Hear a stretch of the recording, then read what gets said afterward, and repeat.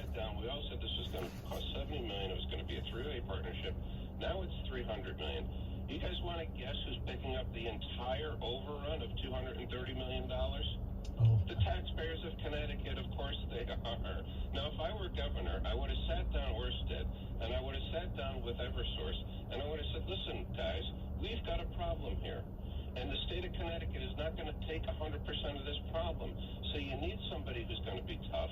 You need someone who's going to negotiate. You need someone who knows how to do it. And I've been doing it for 30 years. It's just a different skill set. Let me give one more. I mean, we had people drinking at the state capitol. There was a woman, it happened to be a Democrat, impaired under alcohol, testified on the floor of the state legislature. Jimmy Kimmel, I can never stay up late enough to watch him, but he made fun of us, made fun of the state of Connecticut on a video. And it gets to Governor Lamont. What does he say? He says, well, if it helps me get my vote, I'll look the other way. Now I assume he's kidding, but leadership is you say, this person's out of here. There's no more alcohol in the state capitol. I'm not going to stand for it.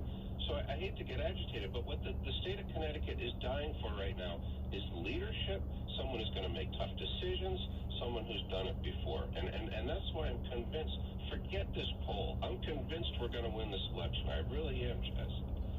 That's the maddest I've heard you sound. That's awesome. Well, because I'm out in the field, and these polls are wrong. I've got Democrats running up to me saying, why does Governor Lamont want transgender males to compete against my daughter, who's been, practicing swimming for 15 years.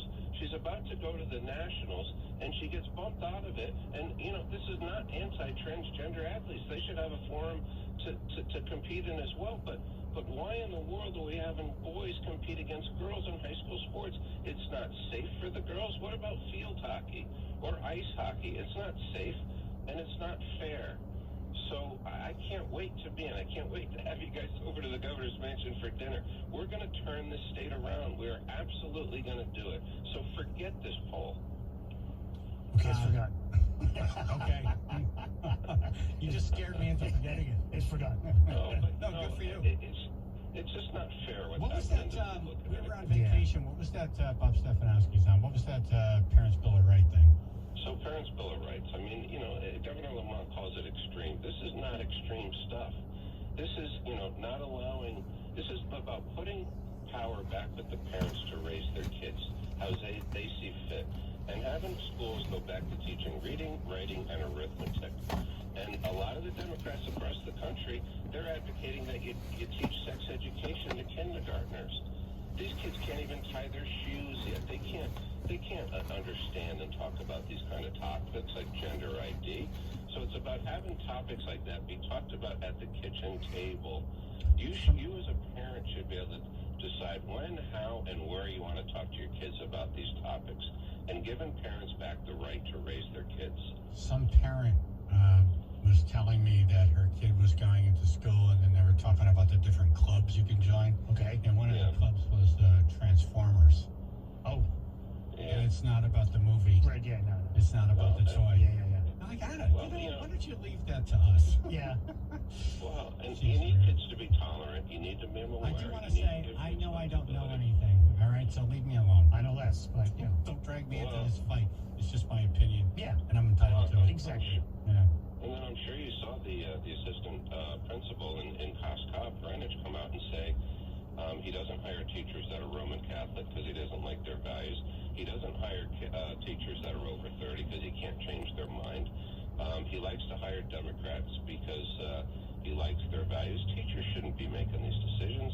Teachers should be teaching metal shop and woodworking and algebra and calculus, which I never understood. I don't know about you guys. I still didn't know. I'm sorry to get agitated, but it's crazy what's going on in this state, and that's why I have to win. I want to win. I mean, I've got a bit of an ego. No one who runs for office doesn't have an ego, but I got to win for the people of Connecticut. People are struggling out there. We haven't even talked about affordability. I mean, there's so much going wrong with this state, and it's fixable. Don't you think that's the main? So that poll, I think, showed economy was number one. Yeah. Yeah, it's gas prices. People are about to fill their oil tanks. I'm hearing a lot of stories of people that they're only half filling their oil tanks. I mean, what if we have a cold winter? It's about the price of a gallon of milk. Utility bills. We've got the highest utility bills in the country. highest taxes in the country. It's amazing what's going on. With the poll, it showed the economy's the number one motivator for how people are going to vote. And then you're saying all these things, and, you know, I don't look it all up, but I believe you, and it's not easy, and you talk to people, and like, everything's expensive. Are you scratching your head like, how come I'm not out in front by like 20 points? A little bit, but Governor Lamont's lying, and I don't say that casually about a sitting governor, but he's lying. He hasn't cut taxes. I mean, he talks about how he cut taxes this year by $600 million. He neglects that he raised taxes by $2 billion in his first year in office. So you got to look at his total track record. He added a 1% tax on food. Everything you buy on the internet is now taxed. I know a senior citizen whose property taxes went from $6,000 to $9,000. Oh, damn. So when he hears the governor saying, I reduced property taxes, he gets in a rage. Oh, I wouldn't. Well, you know what? I think it's going to backfire. I'm not trying to give Governor Lamont campaign advice because apparently he's winning, but, you know, people are not feeling it. So when you go Wait a minute, you said don't pay attention to the polls. Well, apparently to that focus poll, but Very good. Listen, I'll be honest, Jess, our polling has it within the margin of error. We're either up +3 or -3. And in 2018, I remember you calling me one day about Trump. You said, you know, you got to disavow Trump or you're going to lose. We were down 15 points at this point in the cycle 4 years ago. So we're infinitely better. But to your point, I think you had Trump going against you last time because people were motivated to vote against him or anything that seemed like him or anything that was like potentially near that umbrella, not just under it, but near it. Right. Yeah, and Connecticut, it didn't help. I tell you what's going to help us this time around, that was President Biden. He won Connecticut by 20 points when he ran. Now his unfavorables are 10 points higher than his favorables. So more people. This is a president that won Connecticut by 20 points, and now more people dislike him in Connecticut than like him. That's going to help us a lot.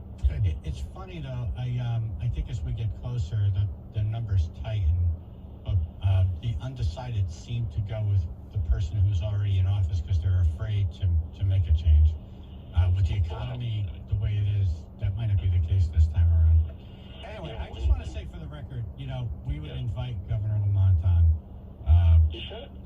He spends a ton of money on TV, nothing on radio. I'm like, all right, if you don't think this is important, then don't come on. Whatever. Well, let me ask you this. One time we I'm sorry, but we should commit to a debate. You think you can get him to commit to one on your show? You know,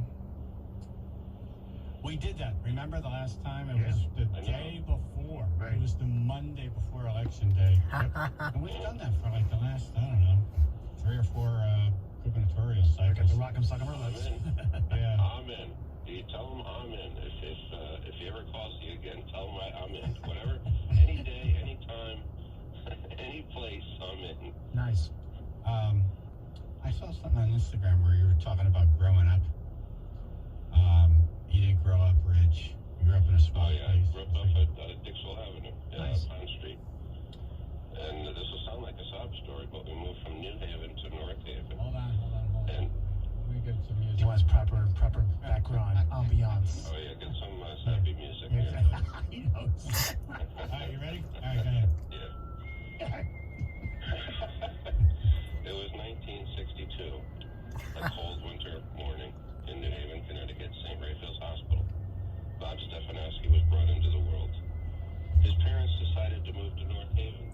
The schools were better, it was safer. Shouldn't have been that way. Bob wanted to stay with his friends. He lived in a 3-family house in New Haven. His grandparents lived on the floor above him. He hated to leave. But he moved to North Haven because his dad thought the schools were better. And this is actually true. He had 3 sisters. He moved them in a 2-family house, and his bedroom was a walk-in closet with a window. What? True story. Walk-in closet window. At least had a window. Yeah. Well, And as I got older, as I got taller, I had to curl up my feet in the bed because it wasn't 6 feet long. You had to go out the window. Is that a true story? Everything I just said is absolutely true. So listen, I'm a product of Connecticut. More people should have the opportunity I have. I get some grief. Oh, you're a rich white guy who put a ton of money into his campaign. I'm not embarrassed about that. More people should have the opportunity. I had great schools in North Haven. I got a great family. I got a great wife. I've been successful. That's why I'm running. More people should have that opportunity. They shouldn't be embarrassed about being successful. I'm really on a roll today, aren't I? I must have got up on the wrong side of the bed. No, you sound great. Get up on that side every day. You're in the closet anymore. Yeah. But, I'm just frustrated, Chaz. We're having you on, and you and I are Yeah. friends, and we've gone out socially, and I'm rooting for you. I just want people to know I'm not telling people how to vote. No. I'm just my friend. Right. I wish him the best. Of course. Everyone does what they want. Right. Yeah. I just wanted to be able to talk to people. I mean, the tribe, I love the tribe. I would imagine I do pretty well with the tribe, but it's always good to give them an update. We got a much broader policy this time around.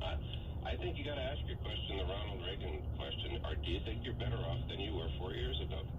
And if you honestly think it's safer than when Governor Lamont came into office, and you honestly The think Levite it's more affordable, tribe and is you honestly listening. think parents have more say in how they could raise their kids than they did 4 years ago, then vote for them. So But I ask myself those questions. I don't think any of them are true, and it's time to give somebody else a chance to change. Economy was number one. I think crime was in there low. What was number two? Does anyone remember number two? No. Number two. Number two. Was Roe v. Wade, abortion, maybe? Yeah, maybe it was Possibly, that. yeah. Maybe it was that. And you're on the right, not the right side, but you're on whatever. You and Lamont are on the same side on that one.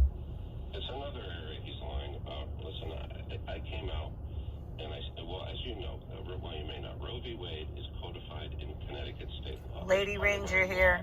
This has been quite the segment. Chaz and AJ in the morning. So regardless of my personal views, Bob I Stefanowski. am going to enforce that law, and I am not going to take away a woman's right to choose. They're going to have it under me. I'm going to fight for it. I'm going to maintain it. Governor Lamont is running. He's holding a press conference today where he's going to put Susan Beisowitz up there to tell everybody they should be worried if they elect me that I'm going to take away a woman's right to choose. I don't know how many times I can say it. I'm not. I'm pro-choice. That's the way it is. I just want to say, politicians do that because it works. So, you know what I mean? Yeah, a lot of people believe it. Yeah. They see it on TV, and they haven't had the opportunity to hear me, and they say, oh, it must be true. So we're going to be out there the next 57 days, and we're going to get our message out. Good. This is going to be a plus, minus, or plus 2 race. Whoever wins, it's going to be by 2 to 3 points. I gotta go, but we're getting a lot of calls here. One was I've gotta Department of go. Corrections need new buildings. I think you've addressed Have a good that. day. And the other one, Get with the program well, the via first two Chaz and became AJ in the for morning. police accountability. Lady Ranger, Deborah K. Levi, former Yale Radio These men and women broadcaster. put their lives